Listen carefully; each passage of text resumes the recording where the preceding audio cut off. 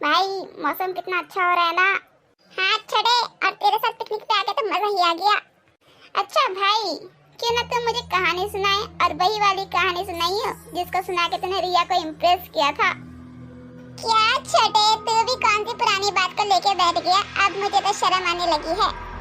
क्या कहा? तुझे शर्म? अरे ऐसे मत बोल, वरना शर्म भी शर्मा आ जाएगी। देख तू अगर ऐसे बोलेगा तो नहीं सुनाऊंगा मैं तेरे को कहानी। अच्छा अब नहीं बोलूंगा, सुनाना। ठीक है, पर एक काम कर, उससे पहले तू बाथरूम होके आ जा, क्योंकि जो मैं कहानी सुनाने वाला हूँ उसे सुन के तेरे को जरूर बाथरूम लगेगी। भाई मैं पहले से ही करके बैठा हूँ। चल ठीक है, फिर मैं कहानी सुनाना स्टार्ट करता हूँ। ये कहानी 3 दोस्तों की थी। ध्यान से सुनना फिर। हाँ भाई, मैं ध्यान से सुन रहा हूँ। 3 दोस्त किताब खोल के बैठे थे जिसमें कुछ मंत्र लिखे थे। उनमें से एक दोस्त ने बोला, ये मंत्र जो भी पढ़ ले उसकी सारी इच्छाएं पूरी हो जाती है। दूसरे वाले ने कहा, क्या कहा? सारी इच्छाएं पूरी हो जाती है? मैं तो पैसे मांगूंगा, पैसे ही पैसे होंगे। लेकिन तीसरे वाले ने कहा, ऐसा कुछ नहीं होता, ये तो फ्रॉड है, फ्रॉड। क्या? ऐसा भी कुछ होता है? भाई आगे सुना, आगे। तभी उन्होंने सोचा कि उस मंत्र को ट्राई किया जाए। उन्होंने एक सर्कल बनाया और उसमें कुछ नींबू और गुड़ियाएं रखी। ए भाई, एक बात बताइए, वो गुड़िया अच्छी दिखती थी क्या? क्या तुझे तो शादी करनी थी क्या? अबे चुपचाप कहानी सुन। हाँ ठीक है, सुना। लेकिन उस बुक में 3 नियम भी थे। पहला नियम था, मंत्र पढ़ने के बाद अगर तुम्हें बुलाए कोई तो वहाँ जाने का नहीं। वो कह रहा ना भाई, बुलाती है पर जाने का नहीं। दूसरा नियम था कि अगर जाते भी हो और तुमसे उसने कुछ मांगा तो देने का नहीं। और तीसरा नियम था, आवाज ही करने का नहीं। लेकिन उन्होंने मंत्र पढ़ा और तभी दरवाजा खोलो, दरवाजा खोलो, ऐसी आवाजें आने लगी। बस क्या भाई, तू डरा रहा है क्या मुझे? अबे इतने से में ही तेरी गिली हो गई, अभी तो आगे और कहानी बाकी है।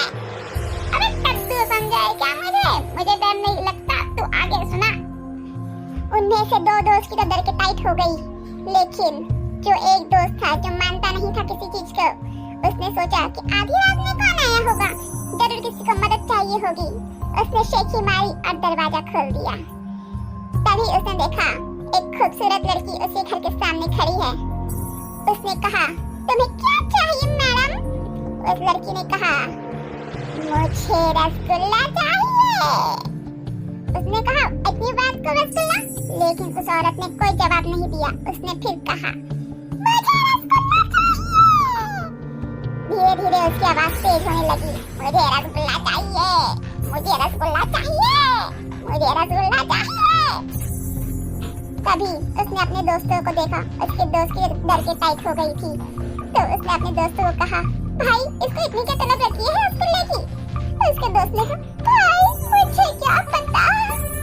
अबे अगर भी उसको इतनी ही तलब लगी थी रसगुल्ले की तो मिठाई वाले के पास जाना था ना, उसके पास क्यों आ गई? वही तो सोचने वाली बात है। उसके बाद उसके दोस्त ने फ्रिज में देखा तो कुछ मिठाइयाँ रखी थी, लेकिन वो मिठाई रसगुल्ला नहीं थी। उसके दोस्त ने फ्रिज में से कलाकंद निकाला और उस लड़की को ले जाके दे दिया। लेकिन तभी उस लड़की ने उस कलाकंद को फेंक दिया और गायब हो गई। ये देखकर उस लड़के की तो फटके चार हो गई और वो अपने दोस्त के पास चला गया। भाई ये क्या था? उसने अपने दोस्तों को बोला तो उसके दोस्त ने कहा, तेरे को तो चिल मची थी ना जाने के रसगुल्ला देने की, अब दे। लेकिन तभी 12 बज गए और उसका जो दोस्त जिसने रसगुल्ला दिया था वो वहाँ से गायब हो गया। ओ भाई, क्या वो लड़की चुड़ैल थी? सही बोला तूने।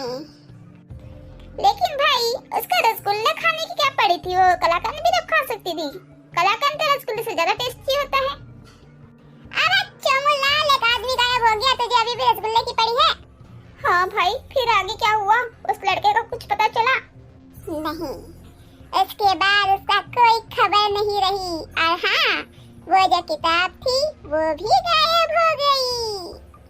बस भाई, आगे मत सुना, मेरे तो अभी से फटके चार हो गई है।